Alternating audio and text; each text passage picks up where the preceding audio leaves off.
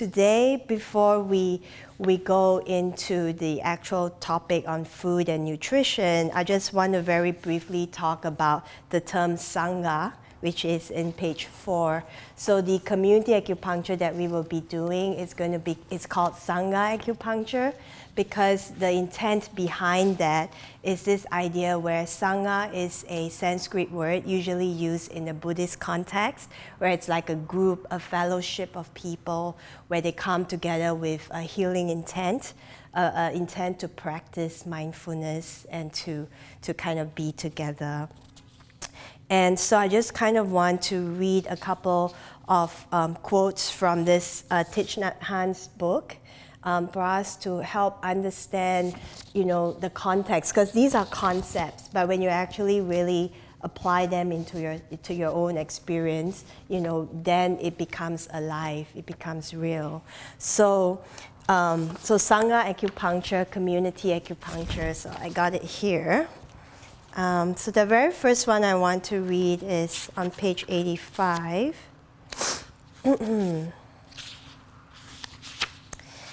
So community of practice.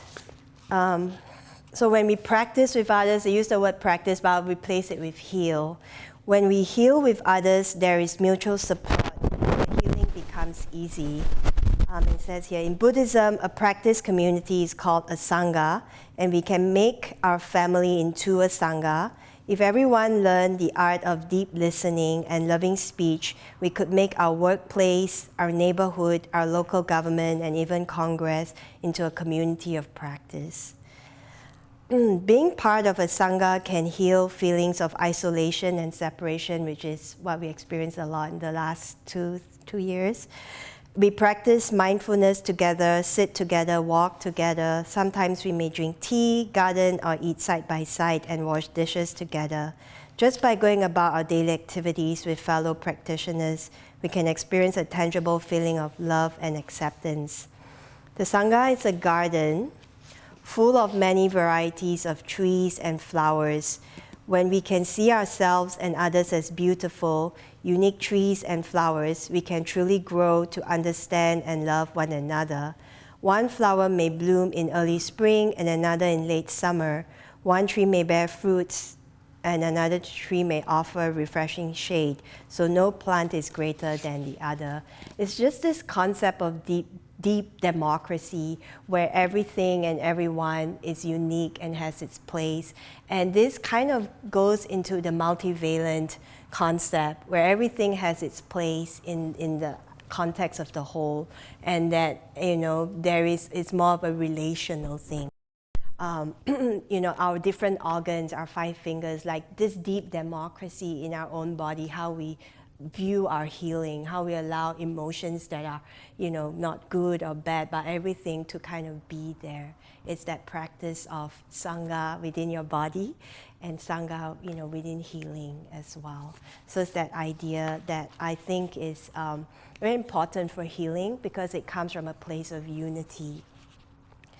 And then the next one, healing ourselves and for each other. An individual is made of non-individual elements. The kind of suffering that you carry in your heart, that is society itself. When you meditate, you bring society with you. You bring all of us with you. You meditate or you heal not just for yourself, but for the whole society. You seek solutions to your difficulties, not only for yourself, but for all of us. And I think this is very important because sometimes that's kind of what I get, like the healing that I do in my office when I see my patients get better and you overcome what you need to overcome for your own healing. It's not really individual. You're part of a bigger organism. So even though it may seem like, you heal your IBS, or you heal your ulcer or something, or your stress, it may seem like it's just you that's healing, but actually this concept of Sangha means that you're also healing other people when you're healing yourself. Sometimes I feel like some people may get cancer or you get a certain disease or illness, and in our day and age we think that it's caused by us or it's what we do, but sometimes when you heal through a certain thing, you're actually moving for the entire group. for humanity as a fellowship. So I think this is a very important concept to kind of keep in mind when you get your healing done in my office. And that's why this community acupuncture, Sangha Acupuncture, is so important, because it's actually physically moving out of that context where you're just healing one-on-one and you're healing together as a group. So this field, the space, it becomes even more powerful. So there's something really strong about that.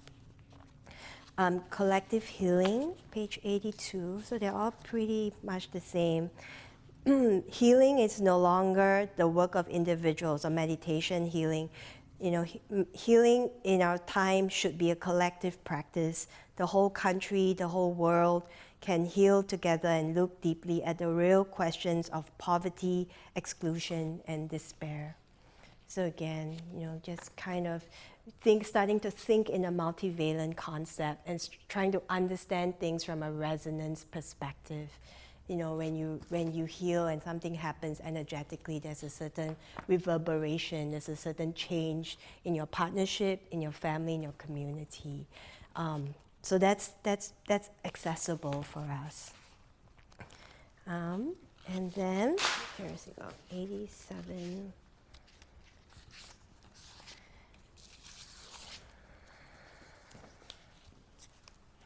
We can start to build a Sangha with our partner, our family, our household, or we can meet with friends once a week or a month to practice together. We practice to realize peace, happiness, and joy in that small Sangha. At the same time, we see our small Sangha in the context of the larger Sangha. We are practicing with the help of our teachers, parents, friends, and all living beings in the animal, plant, and mineral world. Live your daily life so you feel their presence with you all the time. Do whatever you can to bring happiness and well-being to the air, the water, the rocks, the trees, the birds, and the humans. So, yeah. So that's something about Sangha, and to just kind of, you know, keep in mind, let it percolate